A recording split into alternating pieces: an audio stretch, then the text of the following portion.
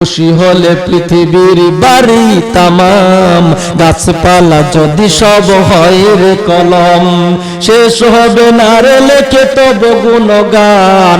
ও গো রহিম রহমান, অদম কিভাবে গাবে তব গুণগান, যদি লিখিতে শুরু করি কলম কালি হবে শেষ, যদি গাইতে শুরু করি হৃদয়ের সুর হবে শেষ, তবু ফুরাবে না আমার নিয়ামতের।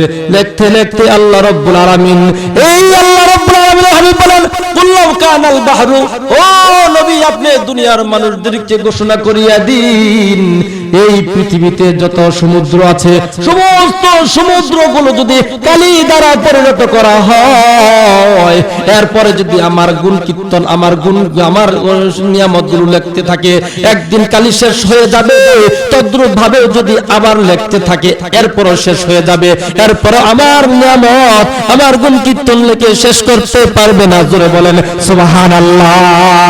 ইয়া ইলাহি মুঝসে মুঝকো दूर को और ताके देखो मुझ में तुझको, एक नजर तेरे सारा मेरे मौला नहीं है, मेरे सारा तेरे बंदा बहुत है। আমার ভাইরা আমার বন্ধুগণ, আমি সূরা নিসার প্রথম আয়াতের প্রথম অংশ তেলাওয়াত করেছি। এই আয়াত থেকে কিছু কথা বলবো। রাসূল সাল্লাল্লাহু আলাইহি ওয়াসাল্লামের অগণিত হাদিস সমূহ থেকে একটি হাদিস আপনাদের সামনে পাঠ করেছি। ইনশাআল্লাহ তাআলা তেলাওয়াতকৃত আয়াত উপটিত হাদিসের উপর কিছু গুরুত্বপূর্ণ কথা বলবো, আপনারা শুনবেন না চলে যাবেন। সকলে শুনবেন তো? কে কে শুনবেন না হাত তোলেন তো। সকলে শুনবেন ইনশাআল্লাহ তাআলা। আল্লাহ রাব্বুল আলামিন আমাদেরকে শোনার ইখলাসের সাথে শোনার তৌফিক দান করুক, আমাকেও ইখলাসের সাথে বলার তৌফিক দান করুক, আমলের নিয়তে সকলে বলেন না ভাই আমিন। ইখলাস কি আমল এ জান্নাত কি হামরা, इखलास की अमल ए जन्नत की हमरा, परहेज की मक़सद है जो तक़वा से हासिल मन, परहेज की मक़सद है जो तक़वा से हासिल मन। আমার ভাইরা আল্লাহ রাব্বুল আলামিন এই পবিত্র সূরা নিসার প্রথম আয়াতে বলেন ইয়া আইয়ুহান নাস। নাস শব্দের অর্থ কি? কথা কোন আরো জোরে বলেন। নাস শব্দের অর্থ কি? শুধু মানুষ, শুধু মানুষ। এখানে কাফের আছে, মুশরিক আছে, ইহুদি আছে, নাসারা আছে, মুনাফিক আছে, আল্লাহর উম্মত আছে, আল্লাহওয়ালা আছে, অর্থাৎ আদম থেকে কিয়ামত পর্যন্ত যত মানুষ আসবে সমস্ত মানুষকেই আন্নাস বলা হয়। জোরে বলা যাবে নি ভাই সুবহানাল্লাহ? আরো জোরে বলা যাবে নি ভাই সুবহানাল্লাহ?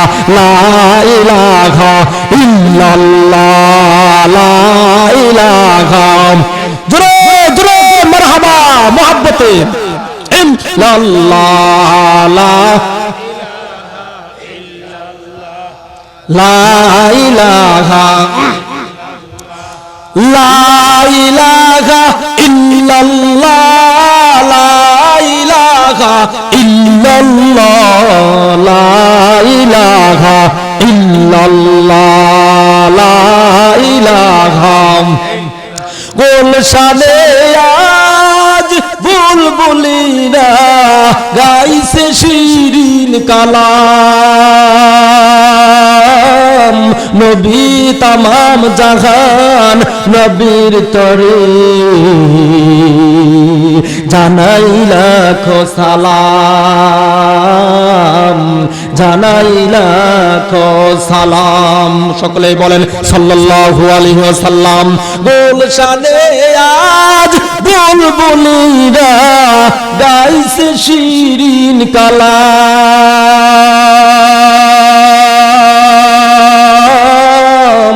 तमाम তাম জাহান নবীর তরে জানাই লাখো সালাম, জানাই লাখো সালাম। আকাশ হতে চাঁদ নেমেছে মা আমেনার কোলে, আধারাতে উঠল যেন চাঁদের চেরাক জ্বলে, চাঁদের চেরাক জ্বলে। লা ইলাহা ইল্লাল্লাহ, লা ইলাহা। জোরে জোরে মোহাব্বতে মোহাব্বতে মারহাবা মারহাবা, ভালো লাগতেছে। লা ইলাহা, লা ইলাহা ইল্লাল্লাহ, লা ইলাহা ইল্লাল্লাহ, লা ইলাহা ইল্লাল্লাহ, লা ইলাহা, লা ইলাহা ইল্লাল্লাহু মুহাম্মাদুর রাসূলুল্লাহ। সকলে বলেন সাল্লাল্লাহু আলাইহি ওয়াসাল্লাম। এইভাবে আমাদের চরমোনাই কি হয়? জিকির হয়। কত মজাদার লাগে। জোহরের আজানের 40 আজানের পরে 40 মিনিট জিকির হওয়ার পরে নামাজ আদায় করা হয়। এত মজা লাগে। যারা জীবনে গেছেন তারাই বুঝছেন যে কি মজা। আমার ভাইরা, আমার বন্ধুগণ, তাহলে ইয়া আইয়ুহান নাস, হে মানব গোষ্ঠী, হে মানুষ সকল, ইত্তাকু, ভয় করো। কি কে বলছেন? আল্লাহ বলছেন কাদেরকে? গরুকে বলে নাই, ছাগলকে বলে নাই, বেড়াকে বলে নাই, কুকুর শুকুরকে বলে নাই, একমাত্র বলেছেন ইত্তাকু, ভয় করো, রব্বাকুম, তোমাদের পালন কর্তাকে। জোরে বলেন সুবহানাল্লাহ। ইয়া আইয়ুহান নাস ইত্তাকু রব্বাকুম, হে দুনিয়ার মানব গোষ্ঠী, তোমরা আল্লাহ রাব্বুল আলামিনকে ভয় করো, তোমাদের পালন কর্তাকে ভয় করো। আল্লাযী, যিনি খলাকাকুম, সৃষ্টি করেছেন, আমাদের সৃষ্টি করনেওয়ালাকে। একটু জোরে আওয়াজ দিয়ে বলেন, আরো জোরে বলেন, আমাদেরকে কে সৃষ্টি করেছে? খলাকাল ইনসানা মিন আলাক, সৃষ্টি করেছেন কে? এক ফোঁটা নাপাক পানি দিয়া মানুষ বানাইলা,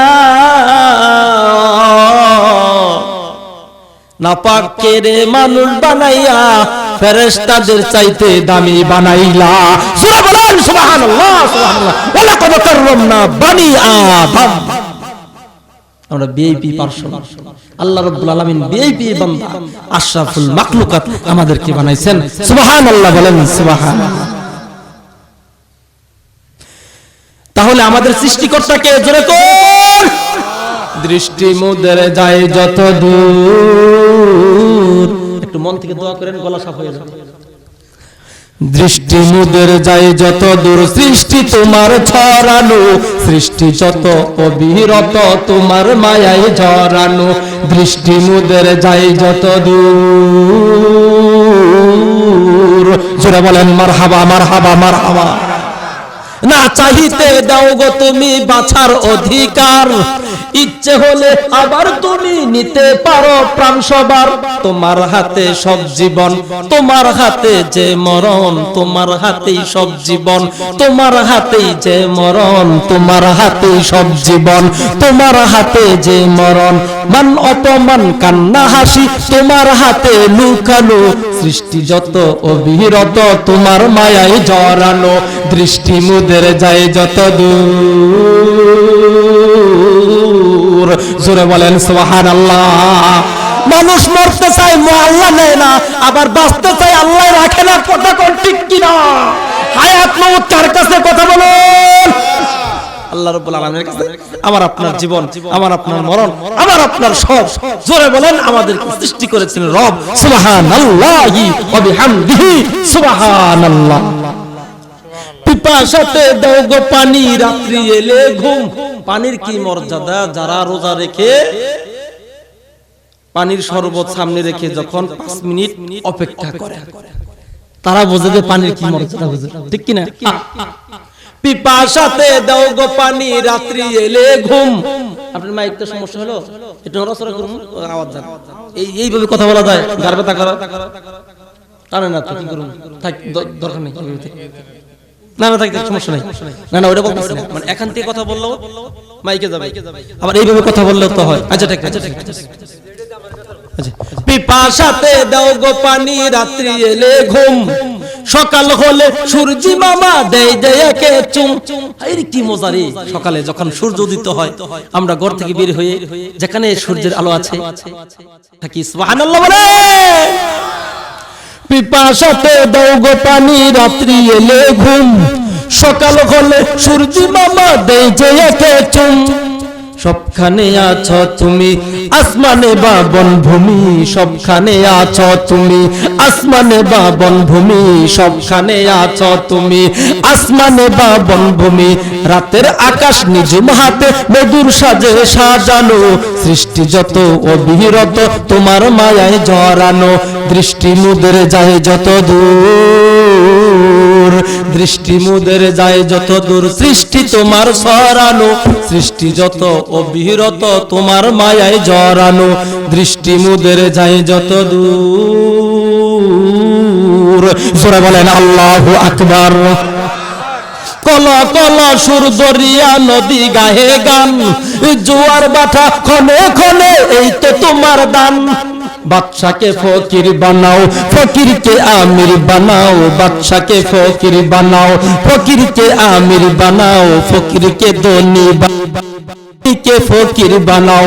মান অপমান কান্না হাসি তোমার হাতে লুকানো, ইচ্ছে যদি করো তুমি যায় না যেটা ফিরানো। সৃষ্টি যত অবিরত তোমার মায়ায় জড়ানো, দৃষ্টি মুদের যায় যত দূর, সৃষ্টি তোমার ছড়ানো।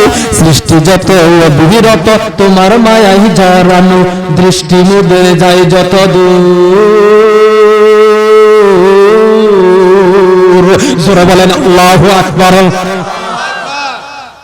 তাহলে যাবেন না থাকবেন? সকলেই থাকবেন তো? এটা কোরআনের আকর্ষণ, কোরআনে তো মজার জিনিস। যদি কোনো বান্দা কোরআনের আকর্ষণে মাহফিলে আসে, ওই ব্যক্তিকে মজায় শেষ পর্যন্ত এখানে বসে রাখবে। সুবহানাল্লাহ বলেন, সুবহানাল্লাহ সুবহানাল্লাহ। আমি বলতেছিলাম আমার ভাইয়েরা, ও বন্ধু, সূরা নিসার আয়াত আমি তাফসীর করতেছিলাম। ও বন্ধু, অনেক তাফসীর শুনছেন, অনেকেই তাফসীর করে দেয়, আর আমার তাফসীর মাঝখানে ওই তাফসীর অনুযায়ী ইসলামী সঙ্গীত, আল্লাহর নামে গান পাবেন। জোরে বলেন সুবহানাল্লাহ। শুধু কানার মতন ওয়াজ করলে হবে না। আল্লাহ রাব্বুল আলামিন এই পৃথিবীতে শুধু কান্নার জন্য প্রেরণ করেন নাই, আনন্দের জন্য প্রেরণ করেছেন। দুই ঈদ আমাদের আনন্দ, কথা বলেন ঠিক কিনা? দুই ঈদ আমাদের জন্য কি আনন্দ। বিভিন্ন ইসলামী এই যে আপনার এই যে মাহফিল, বিভিন্ন এই সংগঠন, এগুলো একটা আনন্দের জিনিস। এজন্য কিছু কিছু মাঝখানে এমন কিছু বলতে হবে যাতে যুবকরা এই মাহফিল কি হয়, মুখী হয়। ওরা তো গানের পাগল, ওরা তো ওয়াজের পাগল না। যখন ওরা যে গান শুনে, ডিজে আলমগীর 1 ঘন্টা করে খালি ডুম ডুম ডুম ডুম বের হয়, আর কোনো কিছু না। ওটা বাজানোর পরে 1 সপ্তাহ কানে শুনে। আর আমরা সুর দিয়ে গান গাবো আল্লাহ রাব্বুল আলামিনের নামে, ওরা বুঝবে ওই এটা কি শুনি, এইটার সাথে এই বক্তাদের গানই ভালো। কথা বলেন ঠিক কিনা আমার বন্ধুগণ? মিন নাফসি খলাকাকুম, তোমাদেরকে সৃষ্টি করেছেন। মিন নাফস, নাফসুন শব্দের অর্থ এটা তাফসীর করেছেন, এটাকে আদম আলাইহিস সালাতু ওয়াস সালাম বলেছেন। মিন নাফসি ওয়াহিদা, একটি প্রাণ, অর্থাৎ আদম থেকে এই পৃথিবীতে আমাদেরকে আদম। দুনিয়াতে এতই দিলে পার করিও রোজ হাসরে, কথা কোন ঠিক কিনা? আজকের এই ওয়াজ মাহফিলে, আজকের এই ওয়াজ মাহফিলে সফিলাম মন প্রাণ, সবই তোমার দান আল্লাহ, সবই তোমার দান। লা ইলাহা ইল্লাল্লাহ, লা ইলাহা ইল্লাল্লাহ, লা ইলাহা ইল্লাল্লাহ, লা ইলাহা ইল্লাল্লাহ, লা ইলাহা, লা ইলাহা ইল্লাল্লাহু মুহাম্মাদুর রাসূলুল্লাহ। সকলেই বলেন সাল্লাল্লাহু আলাইহি ওয়াসাল্লাম। আজ মোহাব্বত শাহে বান্দা মিশাওয়াত, আজ মোহাব্বত মুর্দা জিন্দা মিশাওয়াত। আল্লাহ আল্লাহ তু মেরা রহমান হয়, আল্লাহ আল্লাহ তু মেরা গফার হয়। কথা বলেন ঠিক কি ঠিক না? আমার বন্ধুগণ, এমন কোন মাটি নাই যে আদমের গায়ে না লাগানো হয়েছে, মাটি হলো খোলা। তখন ঠিক কি না? এই জন্য পুরুষটা কই থাকবে? খোলা মাঠে। পুরুষটা কই থাকবে? আরো জোরে। আর মহিলারা, এখন মহিলারা কই থাকে? খালি গোবর গাঁটে, সারা দিন গোবর গাঁটে। গোবর গাঁটতে গাঁটতে গাঁটতে গাঁটতে মাথা চুল বের হয়ে যায়। এক দল, এক প্রকার চরিত্রহীন যুবক যখন রাস্তা দিয়ে যায়, চুল দেখা ধারণা করে কার বউ। শেষ। বুঝেন নাই? ও বন্ধু, সামনে যাচ্ছি, আলোচনা ভালো লাগবে। দেখেন আল্লাহ রাব্বুল আলামিন আদমকে মাটি দিয়ে বানাইলেন, হাওয়াকেও মাটি দিয়ে বানাইতে পারতেন, কেন বানালেন না? আল্লাহ রাব্বুল আলামিন বাম পাজরের হাড় দ্বারা, এই হাড় দিয়া হাওয়া আলাইহিস সালাতু ওয়াস সালামকে বানালেন। এই হাড়টা কয় পর্দার ভিতরে থাকে? এই হাড়টা 4 পর্দার ভিতরে থাকে। জোরে বলেন কয় পর্দার ভিতরে থাকে? আরো জোরে বলেন কয় পর্দার ভিতরে থাকে? 1 নাম্বার হাড়, 1 নাম্বার পর্দা হলো হালকা আবরণ, ছুইলা যায় রক্ত বের হয় না, অথবা রক্ত বের না হলেও যারা হুন্ডা চালায় এরা বুঝে হাঁটুর চামড়া উঠে যায়, কুনির চামড়া উঠে যায়। কথা কোন ঠিক কিনা? এরপর আরেকটা চামড়া থাকে কি থাকে না? কথা বলেন। এই যে মোটা চামড়া, এই চামড়া দিয়ে গোশতটাকে আবরণ করা হয়, গোশতটাকে টাইট করা হয়েছে। 3 নাম্বার পর্দা হলো গোশত। গোশতের পরে আরেকটা আবরণ আছে, পাতলা আবরণ আছে নাই? কথা বলেন ঠিক কিনা? এই 4 পর্দার ভিতর থেকে হাওয়া আমাদের মা আলাইহিস সালাতু ওয়াস সালামকে বানাইয়া আল্লাহ রাব্বুল আলামিন এইটাই বুঝাইলেন, ও দুনিয়ার নারীরা, ও দুনিয়ার মহিলারা, তোমাদেরকে আমি সরাসরি মাটি দিয়ে বানাইতে পারতাম, বানাইলাম না। আদমের বাম পাজরের হাড় দ্বারা, পুরুষের বাম পাজরের হাড় দ্বারা 4 পর্দার ভিতর থেকে তোমাদেরকে বানাইয়া আমি আল্লাহ তোমাদেরকে এইটাই বুঝাইলাম, পর্দার ভিতরে থাকাটাই তোমাদের জন্য সবচাইতে উত্তম। জোরে বলেন না ভাই সুবহানাল্লাহ? আর জোরে বলা যাবে না ভাই সুবহানাল্লাহ? ও বন্ধু, একটা হাড্ডি যদি আপনি দেখেন, আমার ভিতরে একটা হাড্ডি আছে, আছে কিনা? কথা কোন? আপনার ভিতরে নাই? এই হাড় যদি আপনি যদি 100 বছর বাঁচেন, আপনার হাড় নষ্ট হবে না। সুবহানাল্লাহ কোন? সুবহানাল্লাহ। আজকের ওয়াজে যাদের স্ত্রী মাঝখানে কোলবালিশ রাখে, খাটের মধ্যে কোলবালিশ রাখে, তারা আজকের ওয়াজে কোলবালিশ ফেলে দিবে। সুবহানাল্লাহ বলেন সুবহানাল্লাহ। এইটাই মূল ওয়াজ। কারণ পুরুষের জন্য সাক্ষী কে? নারী। মা, ছেলের জন্য সাক্ষী মা জান্নাতে যাওয়ার জন্য, আর স্বামীর জন্য সাক্ষী হইল স্ত্রী, বাবার জন্য সাক্ষী মেয়ে। 3টা মেয়ে যদি কারো হয়, নবী কত সুন্দর করে কয়, ওই বাবার কোনো নয় ভয়, কোনো নাই ভয়, আর মাই ফিল জান্নাতি, নবীর সাথে জান্নাতে থাকবে। সুবহানাল্লাহ সুবহানাল্লাহ। এখন কালেকশন নেই, কালেকশন দ্বিতীয় বক্তা করে গেছে, আমরা ওয়াজ শুনবো তো ইনশাআল্লাহ। আমার ভাইরা, আমার বন্ধুগণ, আমি যদি 90 বছর 100 বছর বাঁচি, আমার ভিতরে যে হাড়টা আছে সেই হাড়টাও ঠিক থাকবে। এই হাড় যদি চামড়া কি করে ছুলে, গোশত ছুলে যদি এই হাড়টা যদি আমি কি করে বাইরে ফেলে রাখি, কুত্তায় চাটবে, শিয়ালে চাটবে, 2-4 দিন পরে ওইটা নরম হয়ে যাবে। ওইটা কি হয়ে যাবে? আস্তে আস্তে হাড় একটা থেকে আরেকটা ছেড়ে দিবে, জোড়াগুলো ছেড়ে দিবে, নষ্ট হয়ে যাবে, মাটির সাথে মিশা যাবে, ওর অস্তিত্ব পাওয়া যাবে না। ও মা, তোমাদেরকে 4 পর্দার ভিতর থেকে আল্লাহ রাব্বুল আলামিন বানাইলেন। পর্দার ভিতরে যদি না থাকো, তোমাকে কি কি করবে, দুশ্চরিত্রতা কি করবে দেখবে। তোমার পেটে যে সমস্ত বাচ্চা থাকবে ওই সমস্ত বাচ্চারাও দুশ্চরিত্র হয়ে যাবে। আস্তে আস্তে তুমি নষ্ট হয়ে যাবা, তোমার দোয়া কবুল হবে না, তোমার পেট থেকে কোনো আল্লাহওয়ালা জন্ম নেবে না, তোমার কারণে স্বামী আল্লাহওয়ালা হতে পারবে না। তুমি যেখানে হাত দিবা ওখানেই কি হবে, ওই বরকত চলে যাবে, ওখানে ওইটা হারাম হয়ে যাবে, রান্না বান্না করবা হারাম হয়ে যাবে। আস্তে আস্তে আস্তে আস্তে আস্তে তুমি নষ্ট হয়ে যাবা, মৃত্যুর সাথে সাথে তোমাকে জাহান্নামে যেতে হবে। চিৎকার দেয়া বলেন কথা ঠিক কি ঠিক না? আমার ভাইরা, আমার বন্ধুগণ, এই জন্য আমার আল্লাহ রাব্বুল আলামিন বলেছেন, ও মা, ও আমার নারীরা, আমার বান্দিরা, তোমাদেরকে চার পর্দার ভিতর থেকে বানাইলাম, পর্দার ভিতরে থাকবা, আমি আল্লাহ তোমাদেরকে জান্নাতুল ফিরদাউস দান করব।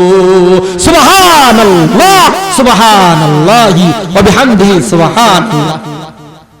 মহিলাদের কাজ কি? কোন পর্দার ভিতরে শুধু থাকা না, ওদের কাজ কি? ওরা তো কাজ হলো না, ওরা থাকা হলো। ওদের কাজ সন্তান লালন পালন করা, ঘরের ভিতরে স্বামীর যে মূল্যবান সম্পদ আছে এটার হেফাজত করা, আর স্বামীর সেবা করা। আর আপনি কি করুন, আপনার স্ত্রীকে আরে ধান কাঠের কামলা নিয়ে এই কামলার পানি ভাত পাঠিয়ে দেয়, স্ত্রীকে বাজারে পাঠিয়ে দেয়, এরপরে মার্কেটে পাঠিয়ে দেয়। কথা কোন ঠিক কিনা? আপনাদের এলাকা অনেক ভালো, পাঠায় না, কিন্তু এটা শহরের কথা বলতেছে। শহরে বাজারে দেখো নারীদের দল, পর্দাবিহীন ওরা করে চলাচল। কথা কোন ঠিক কিনা? অন্যকে তার দিকে আশেক বানায়, দেশটা আজ ভরে গেল বেপর্দা নারী দিয়া। কথা বলেন ঠিক কি ঠিক না? আমার বন্ধুগণ, একজন নারী এত দামি, ও ভাই, একজন নারী যদি ভালো হয়ে যায় জাতি ভালো হয়ে যাবে। আর আমাদের নারী ভালো হওয়ার কোনো পথ নাই।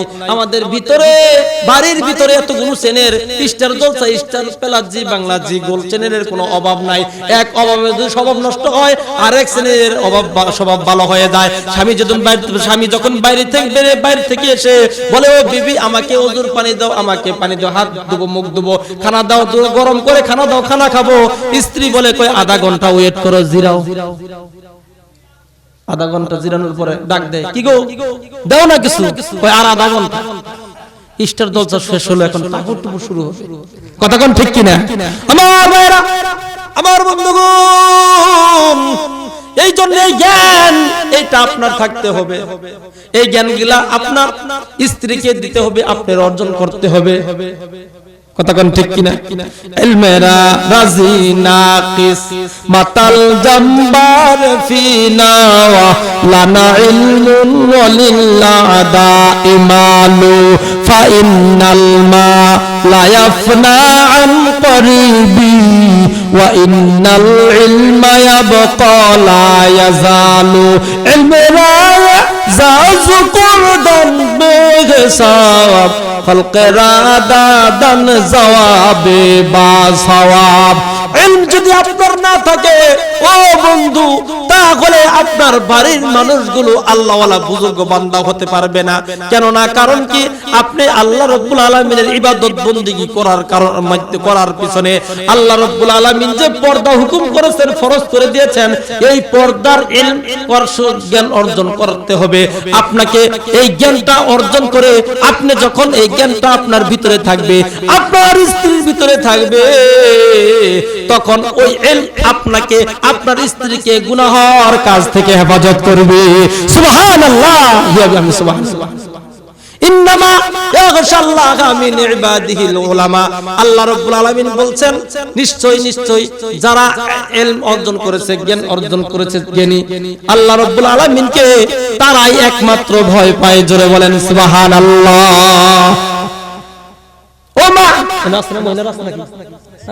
ও মা, 15 বছর 20 বছরের বয়সী একটা মেয়ে বাড়ি ছেড়ে, বাবা মা ছেড়ে একটা ছেলের কাছে, অপরিচিত ছেলের কাছে চলে আসে। ও বন্ধু, কি জন্য চলে আসলো?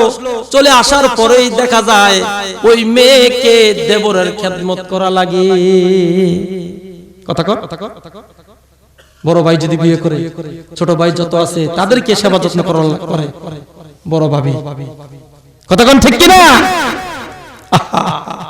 মা, তুমি এত ছোট বয়সে স্বামীর বাড়িতে চলে আসলা, তোমার বাবা মা ছেড়ে এসে তুমি গুনার কাজে লিপ্ত হইলা, দুনিয়াতে কষ্ট করলা, মৃত্যুর পরেও তোমাকে জাহান্নামে যেতে হবে।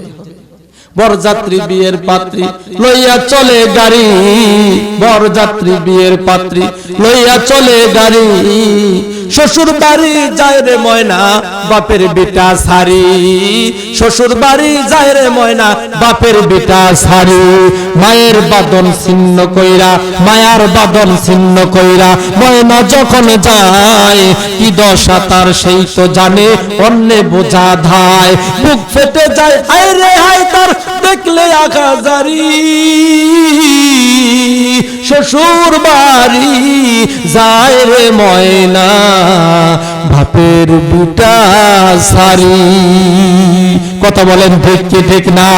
একটু জিকির করি লা ইলাহা ইল্লাল্লাহ,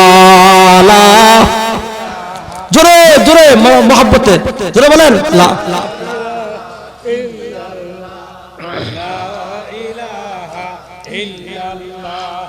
লা ইলাহা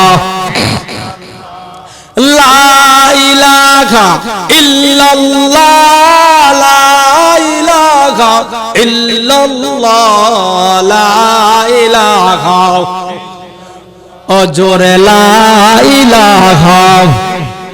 ওই চন্দ্র দেখো রাত্রির বেলায়, আলো দেখো সূরজ প্রভাত বেলায়, দিন ভয় রাত হয় গগনেতে, চলছে তারা নিজ কক্ষ পথে, কে হয়তো তা পারিবে না চক্ষু যে জুড়িয়ে যায়, খুদ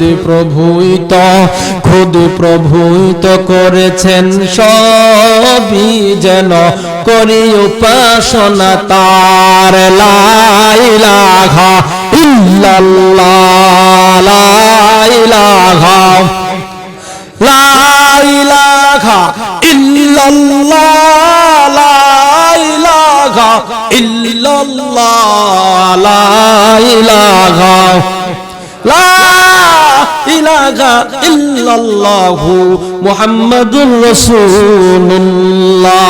ইয়া আইয়ুহান নাসু ইত্তাকু রাব্বাকুমুল্লাযী খালাকাকুম মিন নাফসিন ওয়াহিদা ওয়া খালাকা মিনহা যাওজাহা ওয়া বাসসা মিনহুমা রিজালান কাসীরান ওয়া নিসা।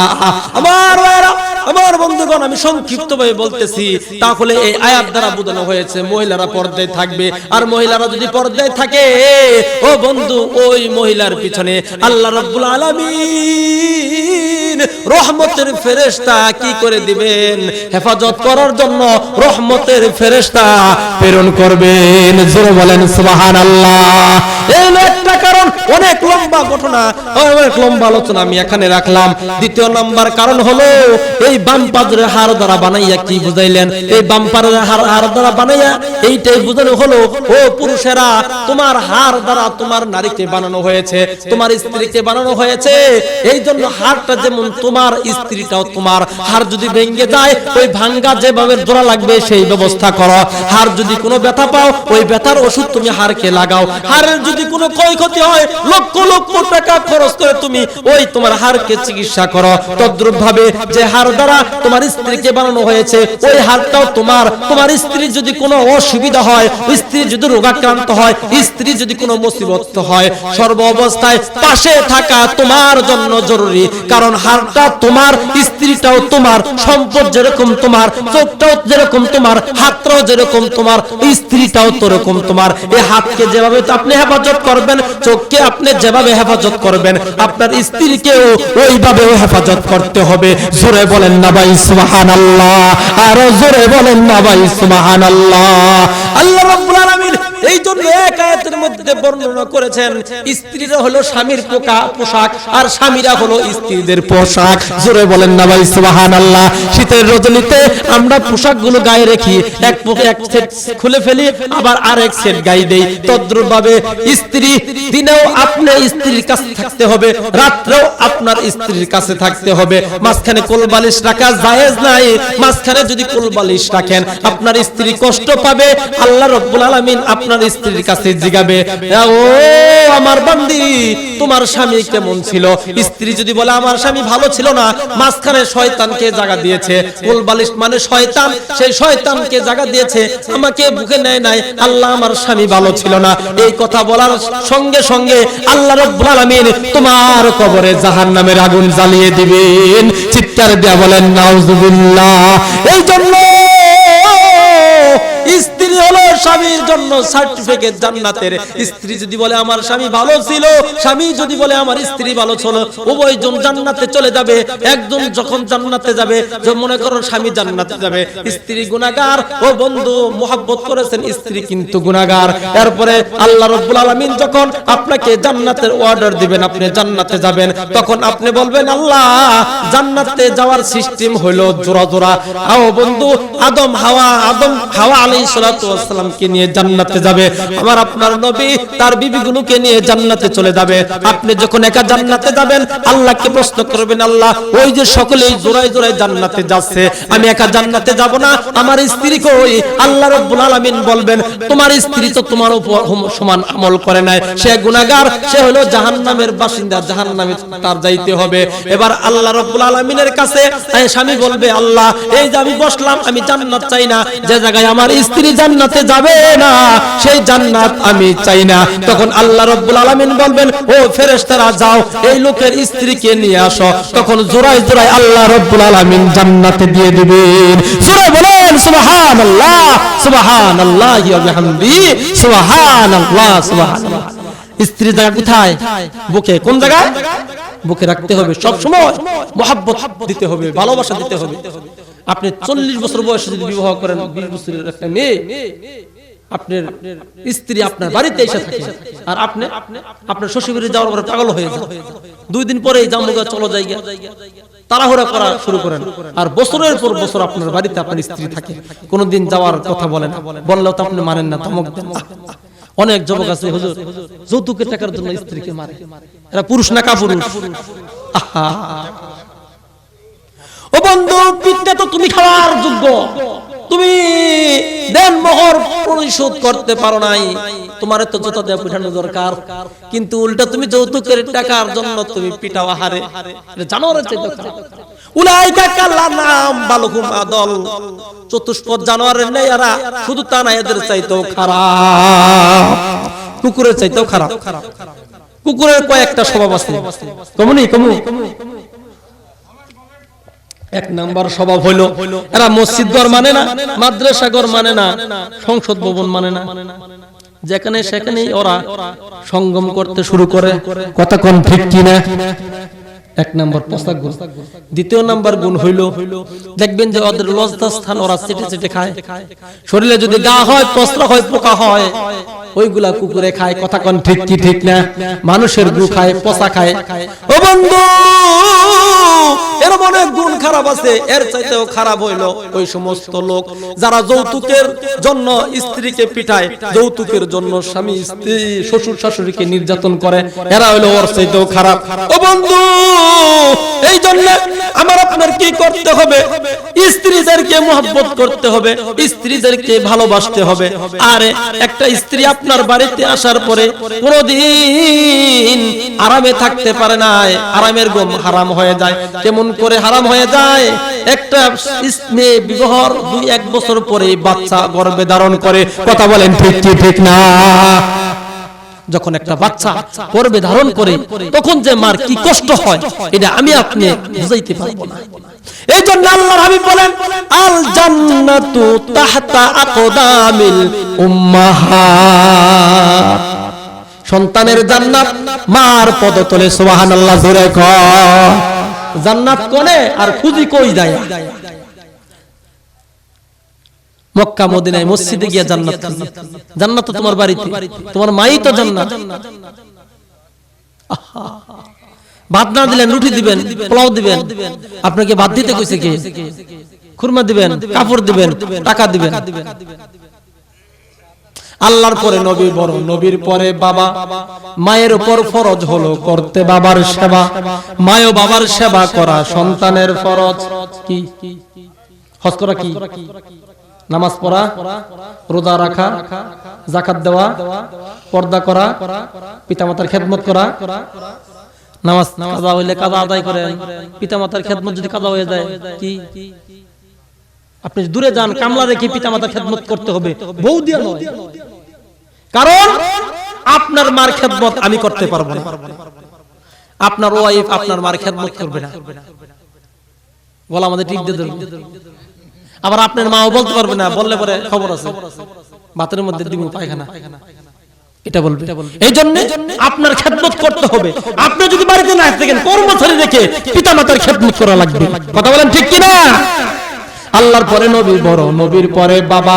মায়ের উপর ফরজ হলো করতে বাবার সেবা, মায়ের বাবার সেবা করা সন্তানের ফরজ। দুঃখ দিয়া মক্কা গেলে হইবে না রে হজ, হজ হবে তোর খুব সহজে, বাবা মা থাকলে রাজি, বাবা মা জান্নাতের চাবি। কথা বলছেন দয়াল নবী, খেদমত করলে তুই জান্নাত পাবি। জোরে বলেন না ভাই সুবহানাল্লাহ। আল জান্নাতু তাহতা আকদামিল উম্মাহাত। খেদমতে মা দরপে দর কোন সুবহ শাম, তাকে বাসি দল দু আলম নেকে নাম। আমার বন্ধুগণ, তাহলে আপনার একটা মেয়ে যখন আপনার স্ত্রী হয়ে আসবে, তখন আপনার স্ত্রীকে ভরণ পোষণ করা এটা শুধু দায়িত্ব না, এটা ফরজ, আপনার উপর ফরজ হয়ে যাবে। এরপরে যখন সন্তান আসবে, ওই সন্তান যাতে পর্দায় রাখতে পারে, ওই সন্তান যেখানে থাকবে ওই পেটটা যদি পর্দায় থাকতে পারে, এরকম ব্যবস্থা আপনার করে দিতে হবে। যখন আপনি সন্তান এই পৃথিবীতে আসবে, ওই সন্তান লালন পালন করার দায়িত্ব আপনার নিতে হবে। সন্তান যখন ধীরে ধীরে আস্তে আস্তে বড় হবে, ওই সন্তান লালন পালন আপনার করতে হবে, আপনার সহযোগিতা করতে হবে। ও বন্ধু, এক সন্তান বড় হওয়ার আগে আরেকটা সন্তান মা ধারণ করে, এইভাবে 10-5 জন করে সন্তান নেয়। মার জীবনে কোনো সুখ নাই, খানার বেলায় দেখবেন যে সবার শেষে খায়। কথা বলেন ঠিক কি না? উঠে আগে, ছয় পরে খায় খারাপ খারাপ। সকালে আগে ওঠেন, আমি তো ঘুম থেকে 8টার সময় উঠে বলে কি করছো সারা রাত, কি করছো, এখনো ভাত পাই নাই কেন? আমরা কত রাগারাগি করি। আগে ওঠে, এরপরে আবার রাত্রে যখন খাবার খায় সবার শেষে খানা, ঠান্ডা খানা, পোড়া খানা, পচা খানা, বাসি খানা মা বোনেরা খায়। এরকম ধৈর্য যদি একটা পুরুষের থাকতো, ওই পুরুষটা আল্লাহর ওলিতে পরিণত হয়ে যাইতো। জোরে বলেন সুবহানাল্লাহ। ও বন্ধু, তাহলে আমি একটি হাদিস পড়েছি, আল মারাতু ইজা সাল্লাত খামসাহা ওয়া সামাত শাহরাহা ওয়া আহসানাত ফারজাহা ওয়া আতাআত বালাহা। মহিলাদের 4টা কাজ। কয়টা কাজ?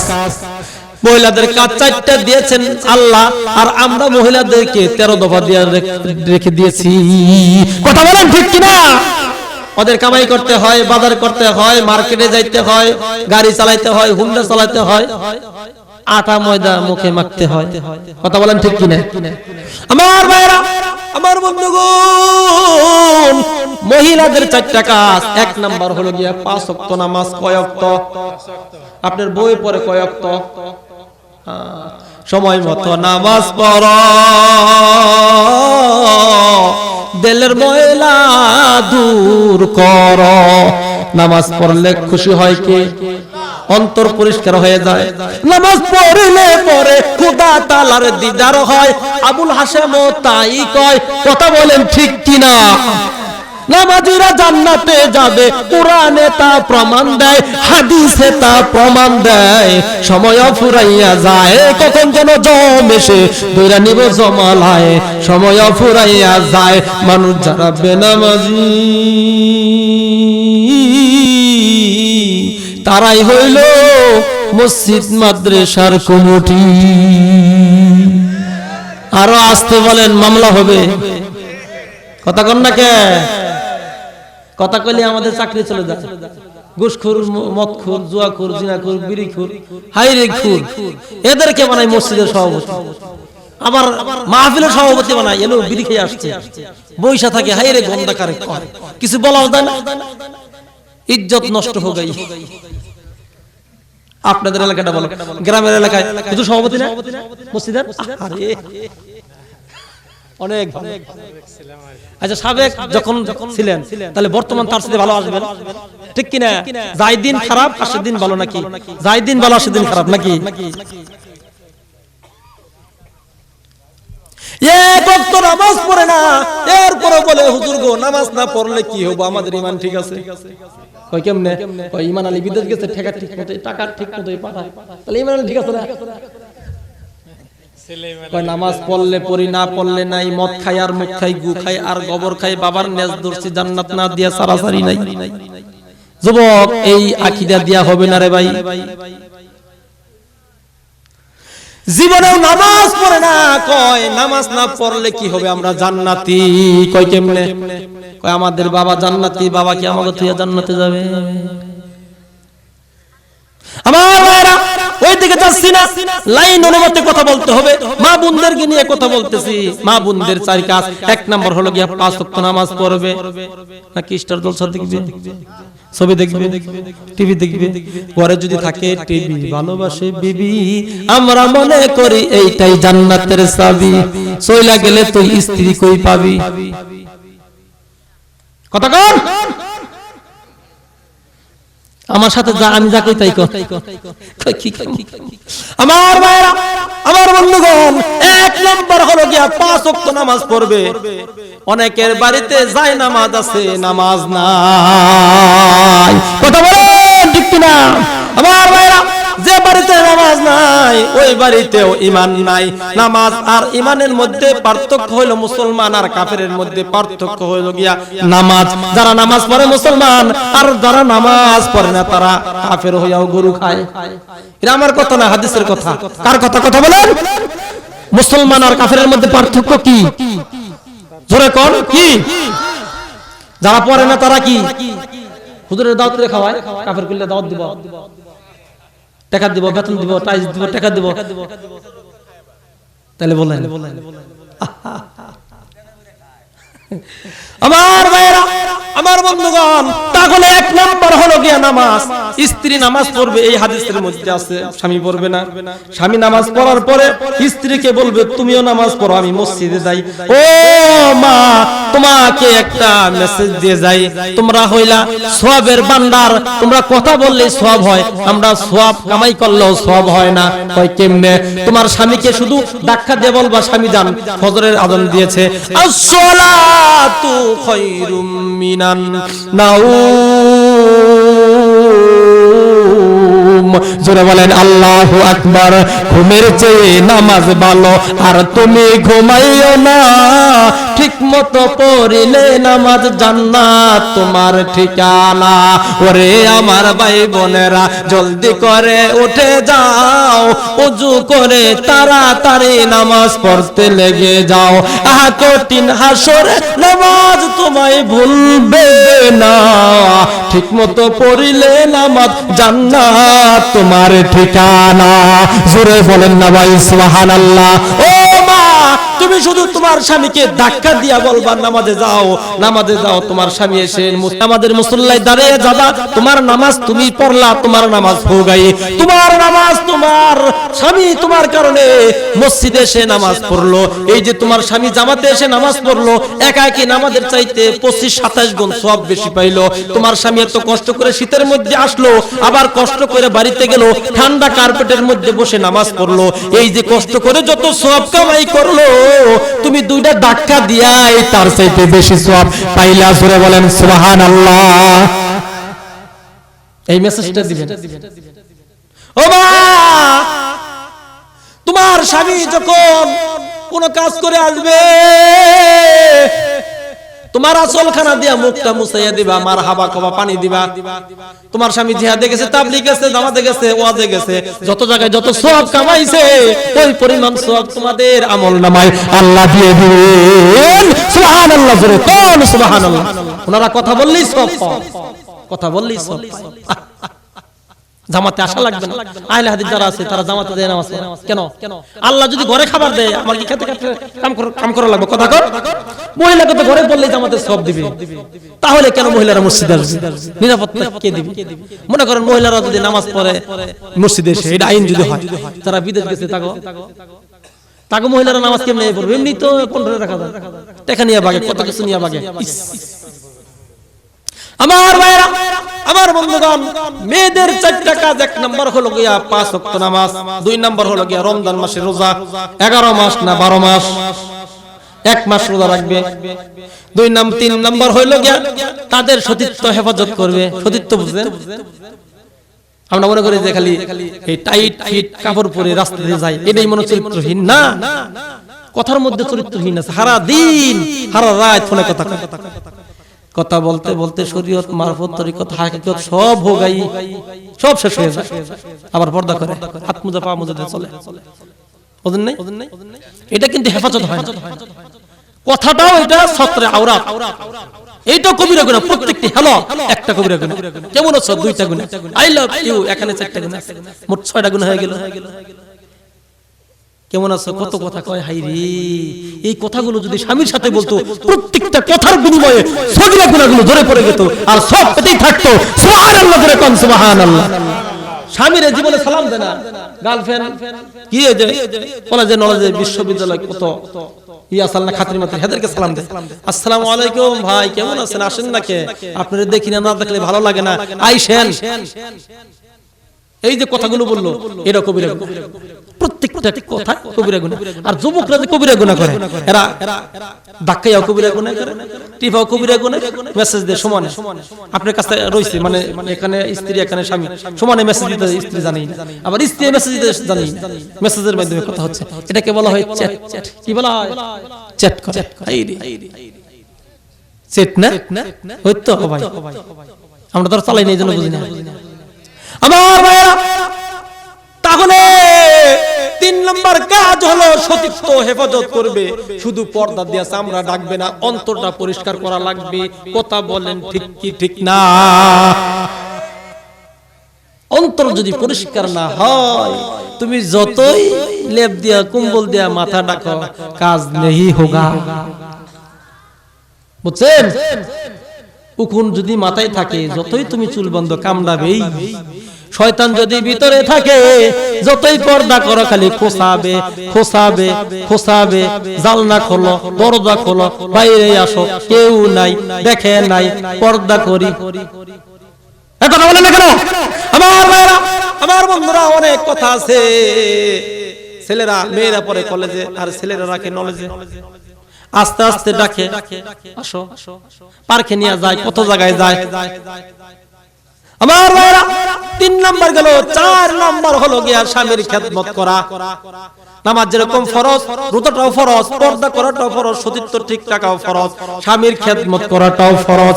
এখন স্বামীর খেদমত বাদ দিয়া খালি বন্ধুদের খেদমত দিয়া থাকে। কথা বলেন ঠিক কিনা? যে কথাটি মহিলাকে বললাম, এর চেয়ে 3 ডবল খারাপ হলো আবার পুরুষ।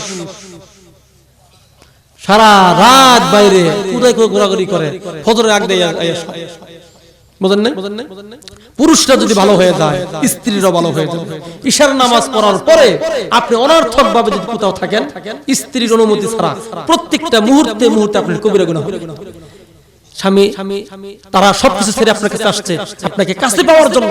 ঈশার নামাজের পর থেকে ফজর পর্যন্ত, এটা তাহাজ্জুদের আগ পর্যন্ত, এটা স্ত্রীর হক। আপনি হক নষ্ট করছেন, কাল হাসরের মাঠে আপনি পার পাবেন না। এজন্য স্ত্রীর কাছে ভুলে কোথাও যেতে হবে। এ বন্ধু, এই জন্য এই 4টা কাজ মা বোনদেরকে করতে হবে। এই 4 কাজ যদি মা বোনেরা করে, আল্লাহ রাব্বুল আলামিন বলেন, জান্নাতের 8টা দরজা আমি খুলে দিব। যে দরজা দিয়ে ইচ্ছে সেই দরজা দিয়ে জান্নাতের মধ্যে প্রবেশ করতে পারবে। সুবহানাল্লাহি ওয়া বিহামদিহি, সুবহানাল্লাহ। আমার ভাইরা, আমার বন্ধুগণ, ইয়া আইয়ুহান নাসু তাকু রাব্বাকুমুল্লাযী খালাকাকুম মিন নাফসিন ওয়াহিদা ওয়া খালাকা মিনহা যাওজাহা ওয়া বাসসা মিনহুমা রিজালান কাসীরাও ওয়া নিসা। ও বন্ধু, আমি বলতেছিলাম যে আল্লাহ রাব্বুল আলামিন কি জন্য, ও বন্ধু, এই আদমের বাম পাজরে হাড় দ্বারা মহিলাদেরকে বানালেন? কারণটা কি? কারণটা কি? মানুষের মোহাব্বত কই থাকে? কথা কোন? বুকের ভিতরে। যে কটা গান আছে না, খালি বুকের দিয়ে গান।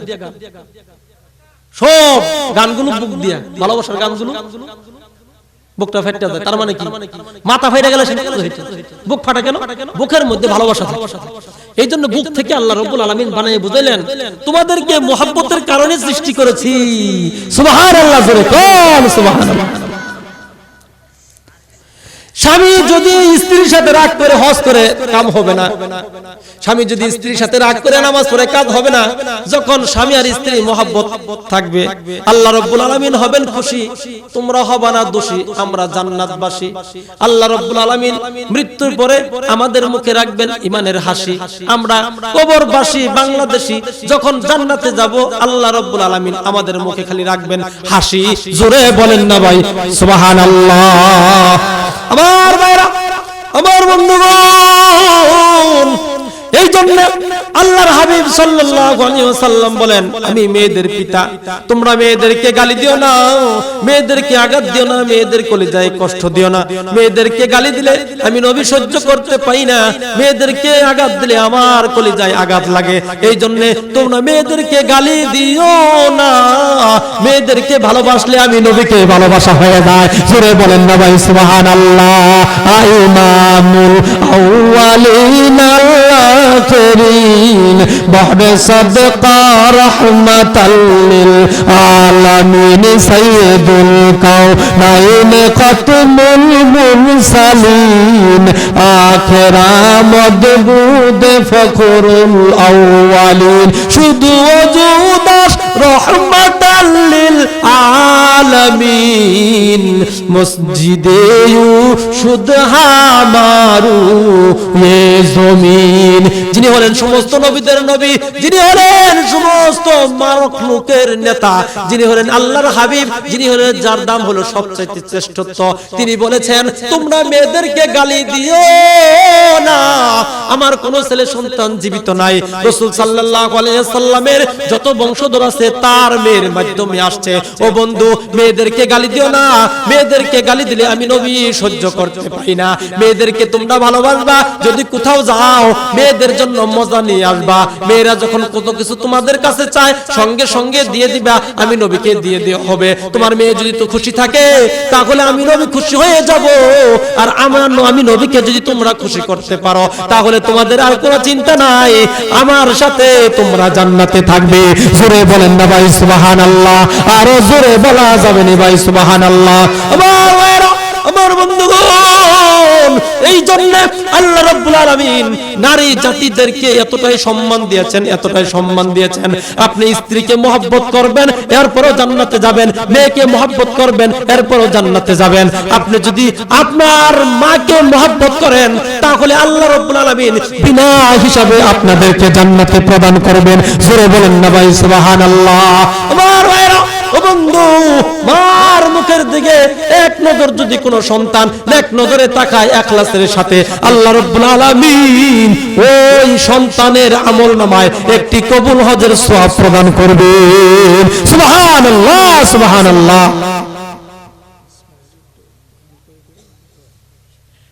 আচ্ছা, তাহলে আমি যে আয়াতে কারিমা করেছি এই আয়াতের মধ্যে অনেক আলোচনা আছে। আমি শুধু নারীদেরকে নিয়ে কিছু আলোচনা করলাম, কারণ আমার আগে যিনি আলোচনা করেছেন নারীদেরকে নিয়ে আলোচনা করেন নাই।